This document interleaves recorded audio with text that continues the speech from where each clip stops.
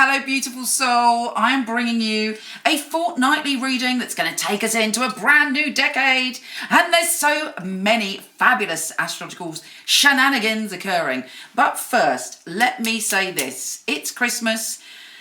You know, whether you're into Christmas or not into Christmas, it has a big impact on us all. If you are alone at Christmas, or you're feeling a bit down at Christmas, or you're going through some problems at Christmas, I send you all my love. I've had many terrible Christmases in my life, I can assure you, and I promise you things will get better. And all of us, we need to reach out to people if they're on their own at Christmas, because it is a very, very challenging time. But on that note, let's get on and find out what's occurring for us, because there's some brilliant news for all of us. Here's your weekly astrology.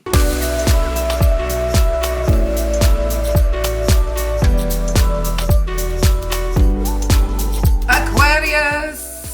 Welcome to one of the most magical, unusual, mysterious times of your life. That is because there is so much energy going on in your 12th house of magic, mystery, possibly mayhem. The 12th house is all about spirituality, I hate the word higher self. I really don't like that, but your inner wisdom, your inner wise one. It's about, you know, when we have those strange experiences and coincidences, or when we meet people that we have a past life connection with, we meet people and we know that just meeting that person has deep meaning. All of that energy is around you, not only for the next 2 weeks, but for the whole year. It's a very soulful time where magic happens. It's almost as if you're stepping into a different dimension, where everything has a sort of, like, you stepped into the Harry Potter zone. Everything's got another layer under the surface, and you're tuning into it. Now, there's some major events going on this week. We kick off with the Sun trine Uranus. There should be some unexpected emotional connection, possibly with someone in your family or some strange coincidence, and it kind of hopefully will bring you closer together. We then have a new moon and the solar eclipse. That is massive, big news. You're going through a spiritual rebirth. You're rebooting your spirituality and your connection to magic and your connection to source. You're feeling things very deeply. You know things. So it's super important that you listen to your intuition and you trust your intuition on what's going on around you now. Not just now, but what's coming up for you. It's so powerful. The most powerful tool you've got is your intuition. And then also, if let's say you've got a drink problem, or there are some things around you that are negative patterns, you're able to let them go and step into a more spiritual way of being. And there's a deepening of your awareness and bumping into people and experiencing things which aren't normal. They feel like super important.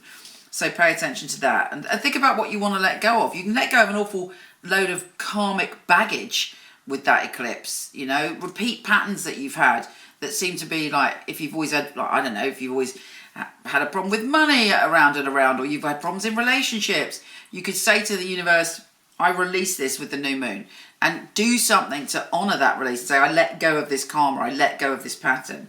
We have an amazingly optimistic and super magical Sun and Jupiter conjunction on the, I think I keep hitting myself on the nose with the tinsel because my nose is itching now. Anyway, we have an amazing Sun and Jupiter connection, which brings this optimism. It's time to believe in magic again, Aquarius. It's time to cast spells to create your reality. It's time to look at the world with a childlike view and see the mystery that is all around you. Mercury's also going into that sign. You're also feeling deep empathy and connection with people. You want to get closer. There's a whole deepening of your emotions and the way that you feel. Now, Mercury is trine Uranus again, more spontaneous stuff connected to your family. And then Mars, feel free to kick me away.